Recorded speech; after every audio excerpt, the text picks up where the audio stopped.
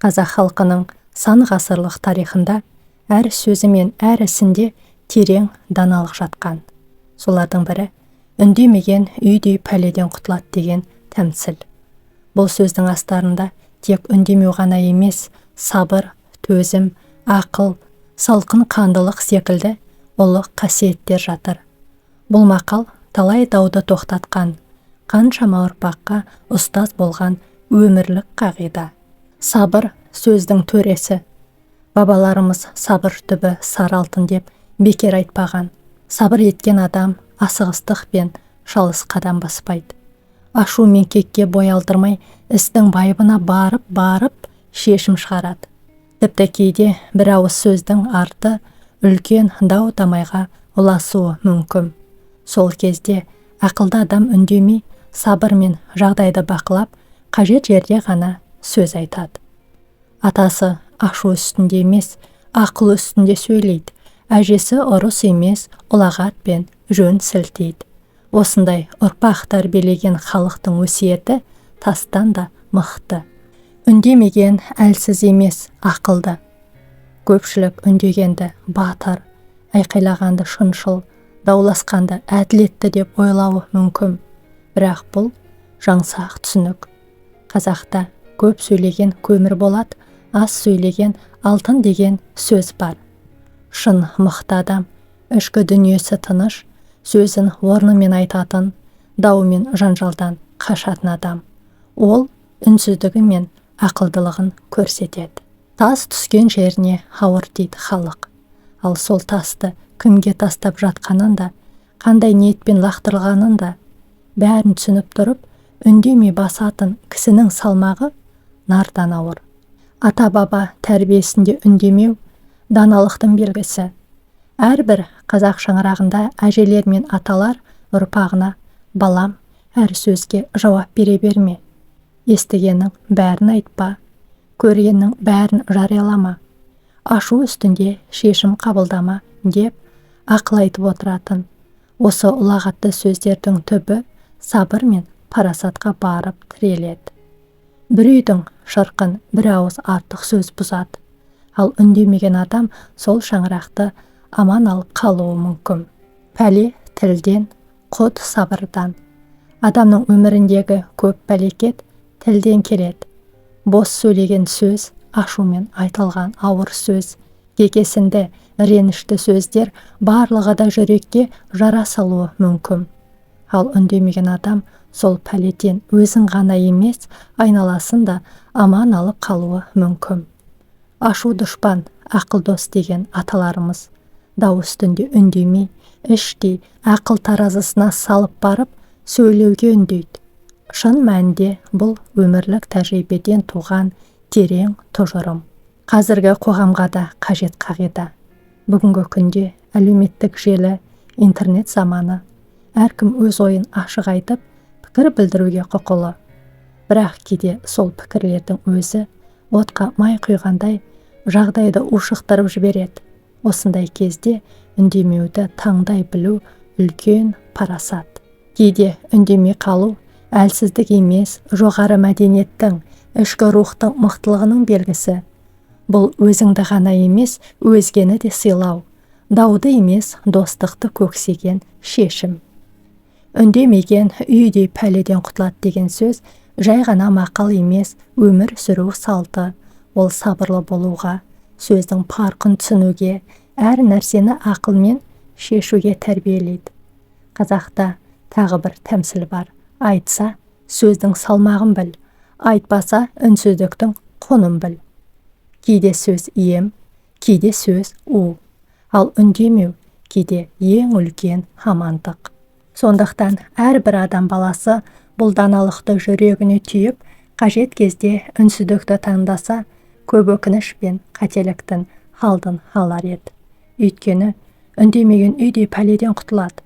Бұл 1000 жылдық тәжірибемен дәлелденген тозбайтын ақиқат. Сөзден жеңілген өкінеді, сабырмен жеңген өседі. Айтылмаған сөз иесі, айтылған сөз ел иесі. Сабырсыз тіл өзіне ор қазады. Үнсіздік ақмақтың қорғаны емес, ақылдылардың қаруы. Ашу айтқызар, ақыл тоқтатар. Дауға жауап іздеген, отқа май құяд, үндемеген отты өшіред. Кек қайтарған әлсіз, кешірген мықты, үндегенді ұтқан, үндемегенді құрмет тұтқан. Көп сөйлеген көңіл бұзар, аз сөйлеген өнеге болар. Тілден шыққан сөз жүрекке қадалуы мүмкін, ал үндемеу жараны тереңдетпейді. Ашу үстінде айтқан сөз найзадай, ал үндемеген жан сабырлы жайсаң. Сөз емес салмақ, үнсіздік парасат. Кекесіне жауап берме, өзіңді биік ұста. Үндемей жеңген екі есе жеңеді. Сөзді тоқтатқан дана, дауды тоқтатқан сабыр. Жақсы адам сөзге келгенде емес, сабырға келгенде танылар. Әрбір жауап ерлік емес, кейде үнсіздік, көрегендік. Сабырсыз адам дауылда қалған қайықтай. Ақиқат әрқашан айқаймен емес, парасатпен сөйлейді. Үнсіздік кейде дұғаның да күшіне айналады. Көп сөз көмескі ақылдың белгісі. Сөздің көптігі ойдың жоқтығы. Көп сөйлеген қателеседі, аз сөйлеген даналасады. Сөз сана өлшемі, артық сөз абырой өлшемі. Тілмен емес, ісіңмен таныт өзіңді. Көп сөз көлдей шу, мәні жоқ сөз бос у. Аузына ие болмаған тағдырына ие бола алмайды. Сөйлеуден бұрын ойла, ойланған соң қысқа айт. Көп сөз кісі шаршатады, аз сөз жүрек баурайды. Тым көп сөйлеген шындықты көмескі қылады. Сөздің арты сын, артық сөздің соңы мін. Көп сөз кемелдіктің емес, кемшіліктің көрінісі. Сөз ұзақтың ісі шала. Тойда көп сөйлеген қадірін жоғалтады. Артық сөз арыңа да, абыройыңа да сызат түсіреді. Сөз тасушы көп сөйлейді, ой тасушы ойлайды. Тілін тыя білген өзін тияды. Сөздің соңы өкіну болмас үшін басын ойла. Сөзің көп болса, тыңдаушың азаяды. Көп сөйлеу өзіңе қазған ор. Сабыр еткен сүрінбейді, сасқан жетпейді. Сабыр ашудың тоқпағы, ақылдың қорғаны. Сабыр өмірдің сынағына қарсы қалқан. Сабырлы адамның сөзі де, жолы да нұрлы. Сабыр жан тыныштығының кілті. Сабыр қылған тірлігін түзер, сабырсыз жолынан адасар. Сабыр іштегі отты өшіретін жалғыз жел. Сабырмен шешілген іс баянды болады. Ашуды сабыр басады, дауды ақыл тоқтатады. Сабырсыз ісін шашар, сабырлы ісін жасар. Сабыр сені емес, сен сабырды басқар. Тасқын суды бөгет тоқтатады, ашулы адамды сабыр. Сабыр рухының биіктігі, нәпсіңнің шекарасы. Сабырмен өскен сүрінбейді. Сабыр сыртта тыныштық, іште қуат. Сөз ойдың көлеңкесі. Көлеңке қисық болса, ой да қисық. Жөнсіз сөз жаралайды, жөнді сөз жараны емдейді. Айтылған сөз оқпен тең, абайламасаң өзіңе тиеді. Сөйлеуден бұрын салмағын өлше, тыңдаудан бұрын түбін кер.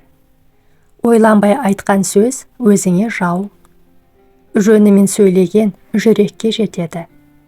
Сөздің де шегі бар, шектен шықса өзіне қарсы айналады. Көп білсең де бәрін бірден айтпа. Сөзің орынды болса, өзің де қадірлі боласың. Жөнімен айтылған сөз дән себілген жердей. Әр сөз жүрекке түсетін із қалдырмас үшін абай бол. Сөйлегенде салмақпен, тыңдағанда тағзыммен. Сөз қысқа болса, ой нұсқа болады. Сөзіңе қарап, санаңды таниды. Сөйлеу өнер, үндемеу шеберлік. Құрметті көрермен, ана тіліміздегі арнаны қолдай отырыңыз. Сіздердің әрбір қолдауларыңыз арнаның дамуына үлесін қосады. Тыңдағандарыңыз үшін көп рахмет. Аман сау болыңыз.